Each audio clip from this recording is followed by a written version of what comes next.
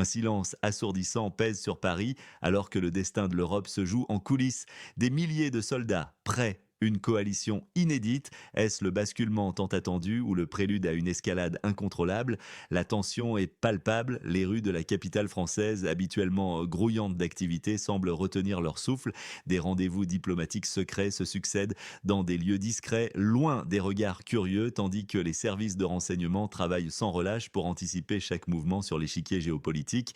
Les cafés sont remplis de murmures et de spéculations et les grands titres des journaux oscillent entre des analyses alarmistes et des tentatives de calmer le jeu. Chaque déclaration officielle est disséquée, chaque non-dit interprété, car le moindre faux pas pourrait avoir des répercussions incalculables. Parlez-nous de vous. D'où nous regardez-vous? Partagez votre ville et votre pays dans les commentaires. 20 pays, plus de 20 nations se sont unis dans l'ombre d'un sommet parisien, une coalition des volontaires. 10 d'entre eux, incluant le Royaume-Uni, la France, les pays nordiques et baltes, les Pays-Bas et l'Australie, se disent de prêts à envoyer des troupes sur le territoire de l'État voisin de la Russie, un signal fort à Moscou. L'Allemagne, cependant, hésite, prudent, tiraillé entre ses impératifs économiques et son rôle historique dans la stabilité européenne. Son engagement, bien que crucial, reste à définir et des débats. Internes intenses agitent la coalition au pouvoir. La Pologne, notre voisine, refuse un déploiement direct en raison de sa propre histoire complexe avec la Russie et de sa volonté de ne pas être perçue comme un agresseur, mais envisage de devenir un hub logistique crucial, un centre névralgique pour le transit de matériel et de personnel, renforçant ainsi la capacité de l'Alliance sans provoquer directement. Les États-Unis, semble-t-il, se limiteront au renseignement et à la couverture aérienne, privilégiant une approche de soutien indirect plutôt qu'un engagement direct au sol, un choix motivé par des considérations politiques internes et un recalibrage de leurs priorités stratégiques. La Turquie, avec sa position géopolitique unique, prendrait en charge la sécurité maritime en mer Noire, un rôle essentiel pour assurer la liberté de navigation et la protection des voies d'approvisionnement vitales. Le Royaume-Uni et la France mèneraient les opérations terrestres, confirmant leur rôle de leaders militaires en Europe, avec une expertise reconnue dans les déploiements rapides et les missions complexes. Pendant ce temps, un contingent multinational composé de diverses nations européennes gérerait le contrôle aérien, garantissant la supériorité aérienne et la coordination des opérations. L'estimation entre 25 000 et 30 000 soldats européens, une force non négligeable pour un déploiement si délicat, une force dissuasive ou une cible désignée. La question est sur toutes les lèvres car le moindre incident pourrait embraser la région. Les analystes militaires débattent de la composition exacte de cette force, de ses capacités logistiques et de sa capacité à opérer de manière coordonnée malgré la diversité des contingents. La compatibilité des équipements et des doctrines est un défi majeur nécessitant des exercices conjoints intensifs et une planification méticuleuse. Les discussions sur les règles d'engagement sont également au cœur des préoccupations car elles détermineront la réactivité de la force face à d'éventuelles provocations. Parallèlement, des efforts diplomatiques intenses sont menés en coulisses pour s'assurer que cette initiative ne soit pas perçue comme une simple provocation, mais comme une démonstration de détermination face aux menaces régionales. La communication est essentielle et les messages sont soigneusement calibrés pour éviter toute escalade non intentionnelle tout en affirmant une ligne rouge claire. L'opinion publique européenne est divisée, certains appelant à la prudence et à la désescalade, tandis que d'autres exigent une position plus ferme face à l'agression. Où regardez-vous en ce moment? Ville, pays et pourquoi pas un drapeau? Pendant ce temps, des drones provenant de la zone de conflit ont frappé la raffinerie de Ryazan près de Moscou. Des explosions massives, le ciel nocturne illuminé par des flammes gigantesques, transformant la nuit en un spectacle dantesque. Les images diffusées sur les réseaux sociaux ont rapidement fait le tour du monde, témoignant de la violence et de la précision de ces attaques. Cette stratégie de ciblage des infrastructures pétrolières russes est confirmée, visant à affaiblir l'économie de guerre de la Russie et à perturber ses capacités logistiques. Elle représente une nouvelle dimension dans le conflit, étendant le champ de bataille bien au-delà des lignes de front traditionnelles. Le maire de Ryazan, Paweł Maukov, a minimisé les dégâts, parlant de débris et de drones abattus, une rhétorique habituelle des autorités russes pour contrôler le récit officiel et rassurer la population.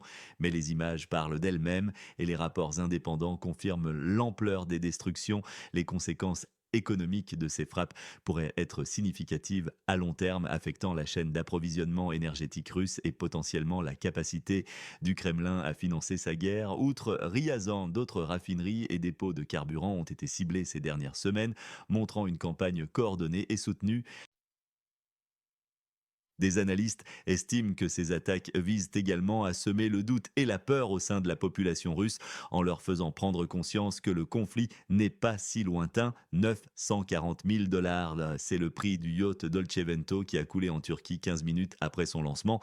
Un symbole de luxe éphémère face à la brutalité de la guerre, une ironie cruelle qui souligne l'écart entre l'opulence de certains et la souffrance de millions. Est-ce un accident ou un signe?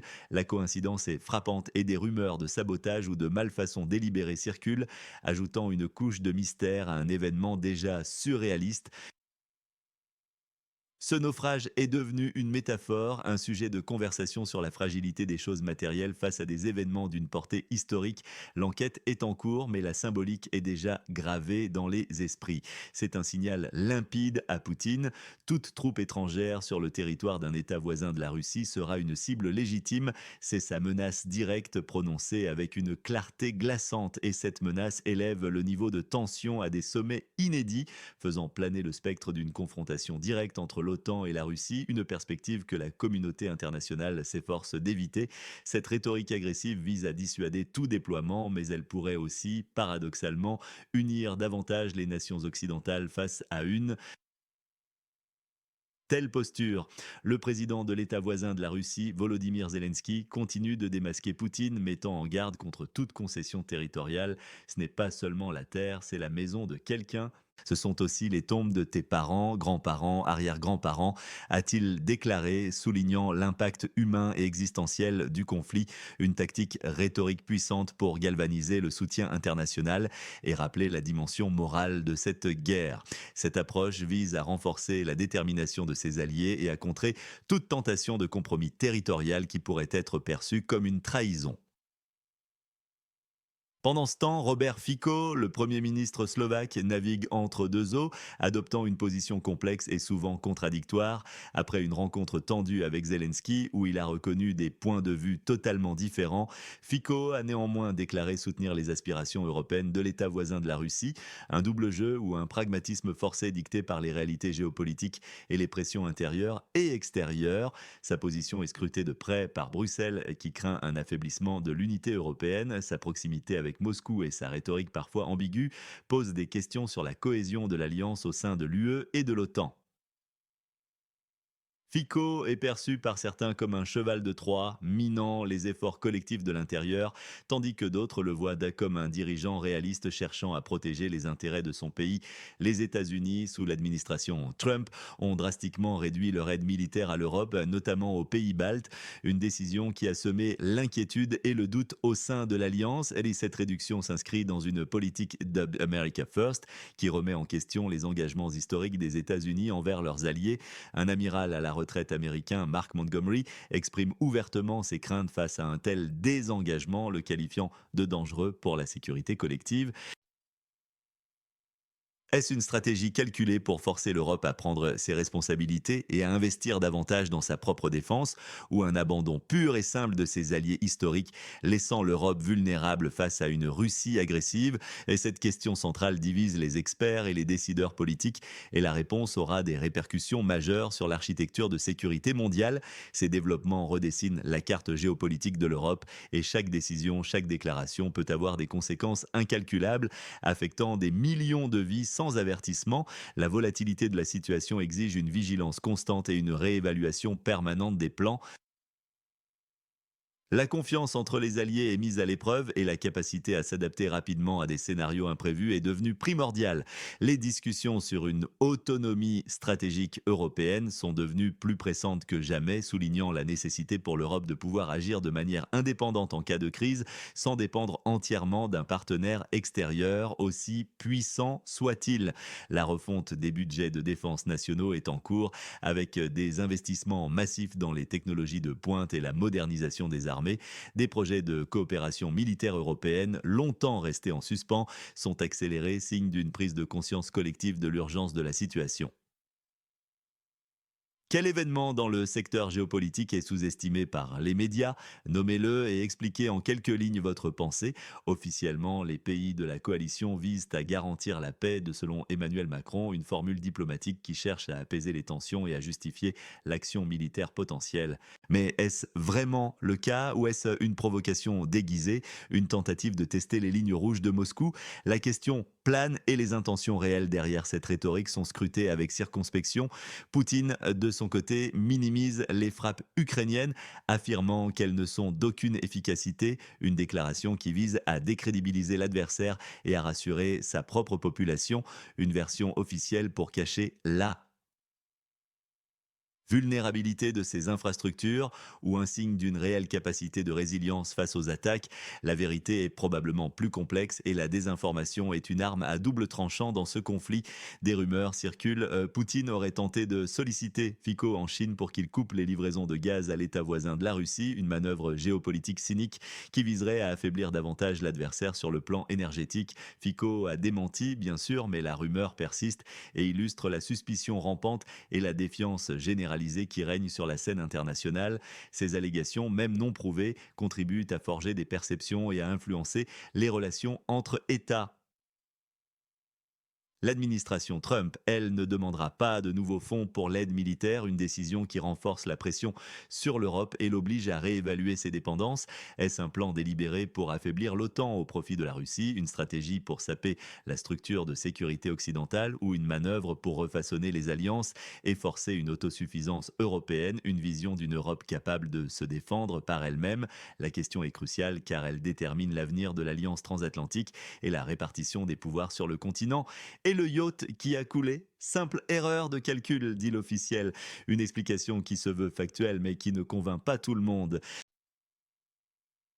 Mais peut-être est-ce un signe de mauvaise qualité de construction, voire d'une corruption sous-jacente au sein de l'industrie navale, révélant des failles systémiques qui vont bien au-delà de l'incident lui-même. Chaque version des faits ouvre la porte à des interprétations dramatiques, renforçant la confusion et les spéculations dans un climat déjà tendu. La multiplicité des récits et l'absence d'une vérité unique rendent l'analyse de la situation d'autant plus complexe et incertaine. L'information elle-même devient un champ de bataille.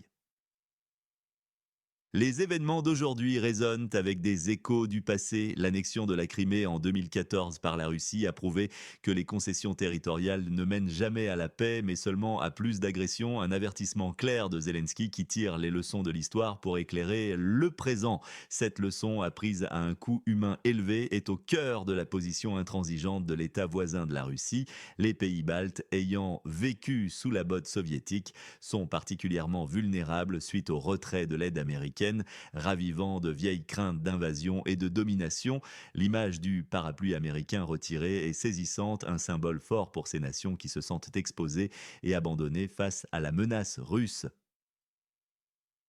Leur histoire récente leur a enseigné la prudence et la nécessité d'une vigilance constante. Robert Fico, en participant aux célébrations russes de la Seconde Guerre mondiale, renforce les liens avec un Kremlin qui instrumentalise l'histoire pour son récit nationaliste, une démarche controversée perçue comme un soutien au régime russe. C'est une guerre d'usure, une guerre où la patience et les ressources sont les véritables champs de bataille, comme l'histoire nous l'a si souvent montré, des tranchées de la Première Guerre mondiale au conflit contemporain. Cette dimension temporelle et matérielle est souvent sous-estimée, mais est décisive pour l'issue du conflit. Chaque action passée éclaire un peu plus la complexité du présent, offrant des clés de lecture et des perspectives historiques sur les dynamiques actuelles. La mémoire collective joue un rôle crucial dans la formation des identités nationales et des alliances. La perception de l'histoire, qu'elle soit partagée ou contestée, façonne les interactions entre les acteurs géopolitiques. Les alliances se forgent et se défont en fonction de ces récits historiques et des leçons qui en sont tirées. Les pays qui ont subi l'occupation ou l'agression dans le passé sont souvent les plus intransigeants face aux menaces actuelles, tandis que d'autres, moins directement affectés, peuvent être plus enclins au compromis. La géopolitique ne se limite pas aux cartes et aux chiffres, elle est profondément ancrée dans les récits culturels et les traumatismes collectifs. Les leaders politiques s'appuient sur ces récits pour mobiliser leur population et justifier leurs actions, créant ainsi des identités et des volontés nationales. Votre pronostic pour les prochaines échéances de cette coalition, quand ces 30 000 soldats seront-ils déployés? Partagez vos prévisions de mois et d'années et une raison pour votre estimation. Le déploiement potentiel de cette force de 30 000 soldats européens dans l'État voisin de la Russie, tel qu'envisagé par la coalition des volontaires, pourrait avoir des conséquences directes sur les relations avec la Russie.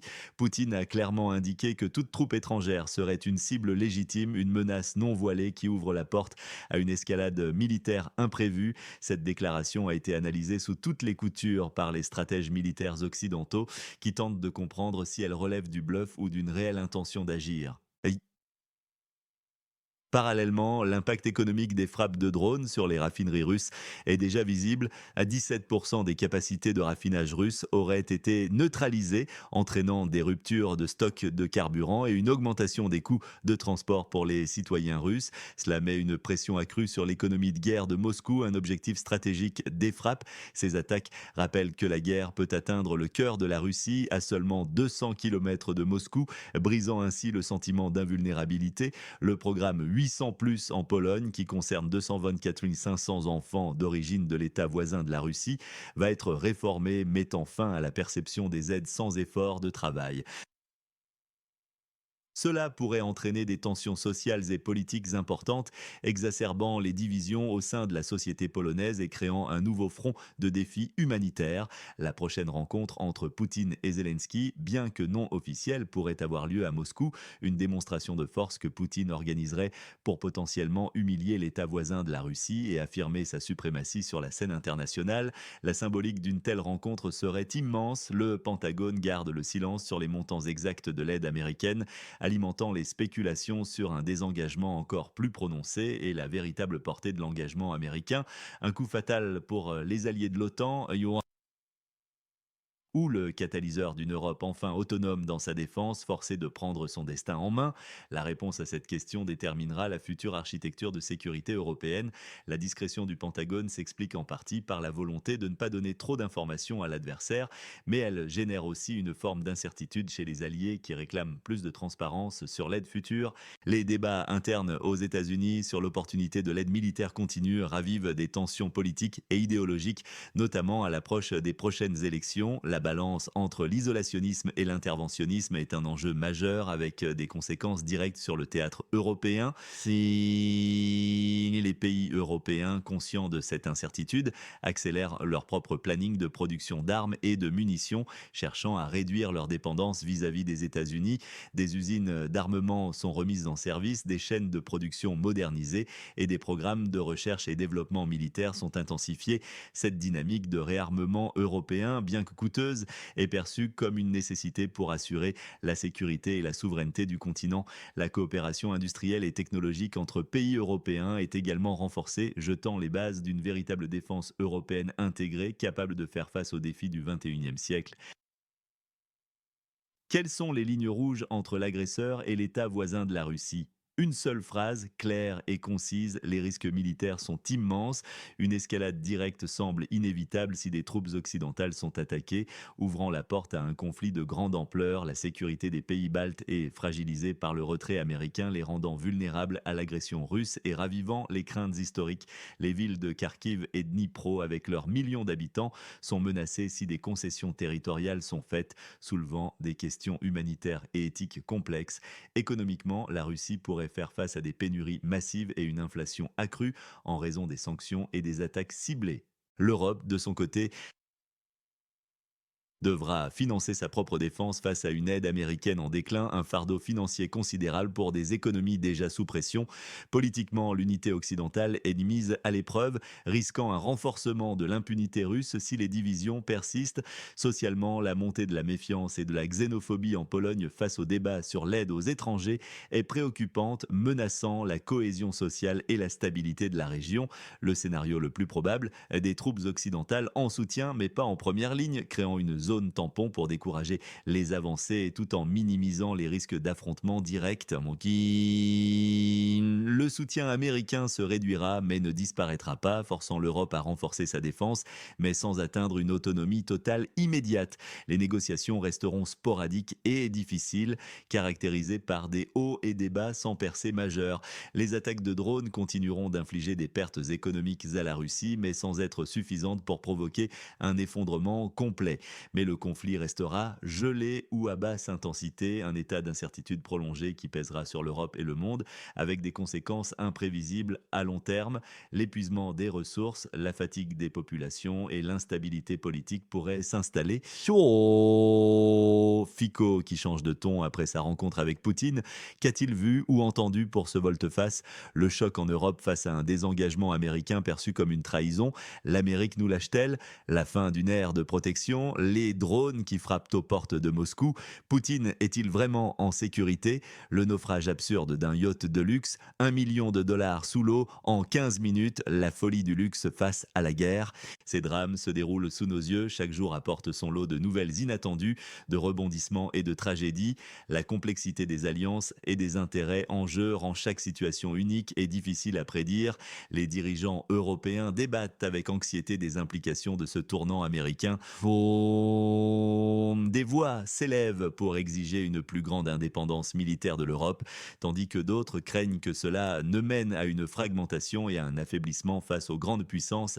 Les think tanks et les experts en géopolitique analysent chaque déclaration des hauts responsables, cherchant des indices sur les stratégies futures des nations.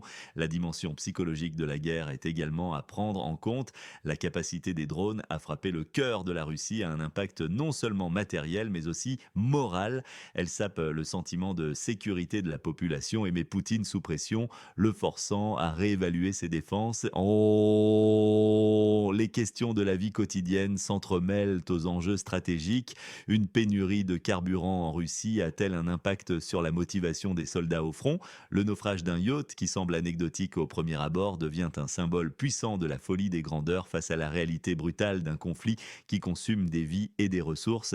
L'information circule à une vitesse fulgurante grâce aux réseaux sociaux, rendant difficile le contrôle des récits et amplifiant les rumeurs. Chaque citoyen armé de son smartphone peut devenir un témoin direct, un journaliste improvisé ou un propagateur de fausses nouvelles. Cette dynamique rend la désinformation encore plus virulente et le discernement plus difficile.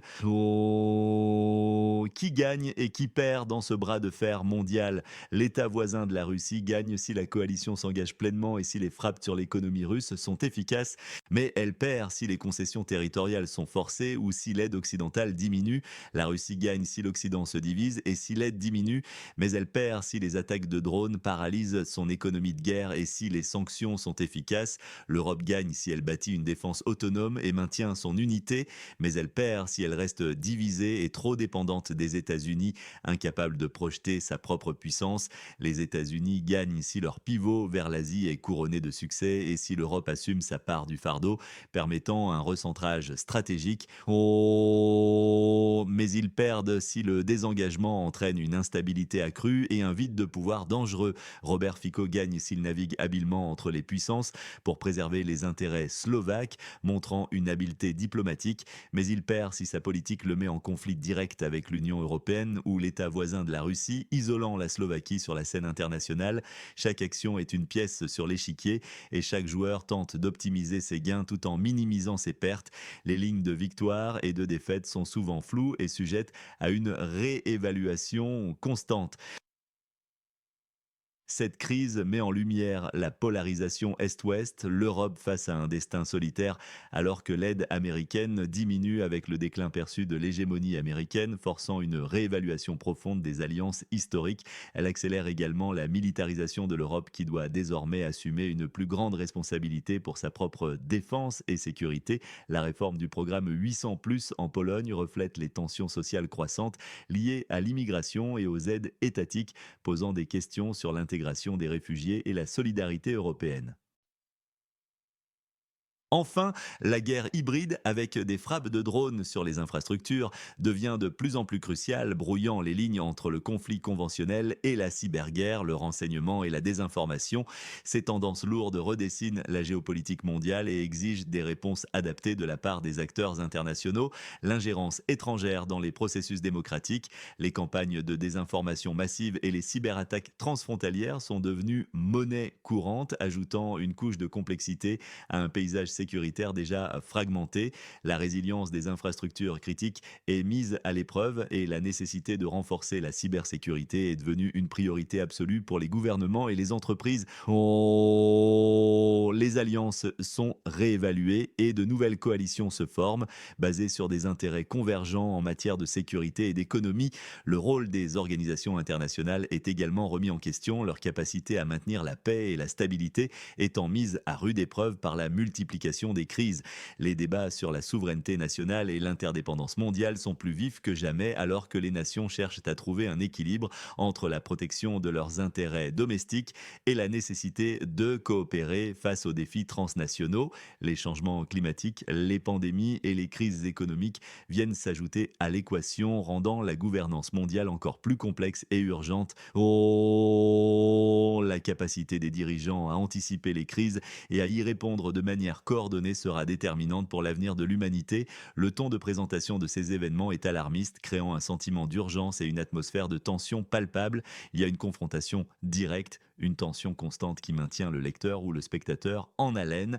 On ressent la tragédie et le désespoir côté de l'État voisin de la Russie, l'héroïsme de ses défenseurs face à l'adversité et l'indignation côté polonais face aux abus perçus des aides sociales, mais aussi l'impuissance et la trahison ressentie par l'Europe face aux États-Unis qui semblent se désengager de leurs responsabilités historiques. On observe un cynisme calculé du côté de Fico qui joue un double jeu et navigue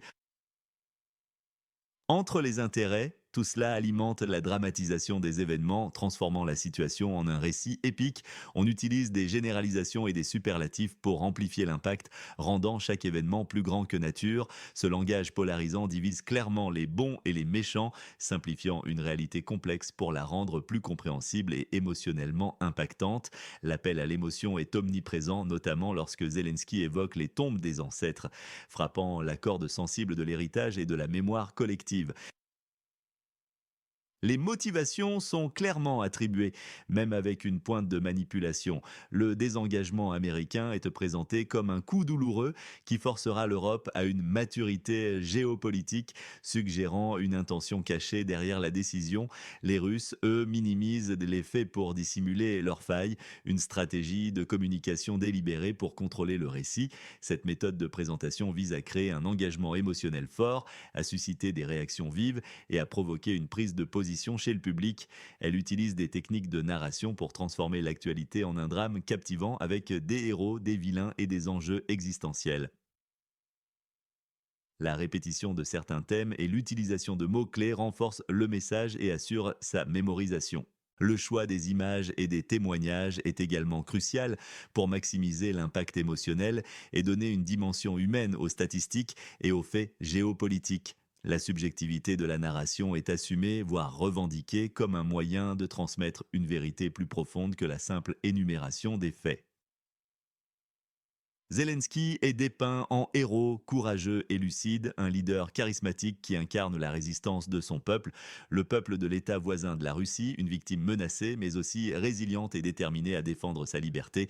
Poutine est le vilain, sanguinaire et menteur, l'incarnation de l'agresseur. Trump est ambigu, potentiel traître, dont les motivations sont complexes et sujettes à l'interprétation. Fico, lui, est ambigu, voire faible, oscillant entre pragmatisme et opportunisme, un personnage ambivalent qui suscite la méfiance. Les chiffres sont là pour choquer et donner une idée de l'ampleur de la situation. 30 000 soldats potentiellement déployés, des milliards de dollars coupés d'aide militaire, 2 millions de personnes menacées par les déplacements. 17% des capacités pétrolières russes détruites, un coup dur pour l'économie de guerre.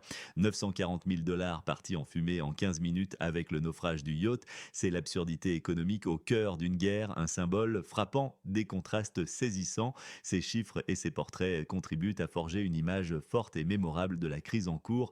Ils donnent des repères et permettent de comprendre la gravité de la situation tout en soulignant les drames individuels et collectifs qui se jouent. La précision des chiffres contrastant avec l'irrationalité des événements accentue le sentiment d'étrangeté et de chaos. Les portraits des acteurs sont simplifiés pour créer des archétypes reconnaissables, facilitant la compréhension des dynamiques de pouvoir et des motivations. Cette approche narrative, bien que subjective, cherche à éclairer les enjeux d'une manière qui résonne avec le public et l'incite à la réflexion et à l'action. Face à ces révélations et ces tensions croissantes, une question demeure: jusqu'où ira cette nouvelle danse dangereuse sur l'échiquier européen? Les perspectives sont incertaines et l'avenir de la région, voire du monde, pourrait dépendre des décisions prises dans les prochains jours et semaines. Laissez-nous vos réflexions dans les commentaires, abonnez-vous pour ne manquer aucune de nos analyses approfondies et n'oubliez pas de liker et de partager cette vidéo pour que l'information atteigne le plus grand nombre et que le débat puisse se poursuivre. Votre engagement est notre force et c'est ensemble que nous pourrons mieux comprendre et affronter les défis de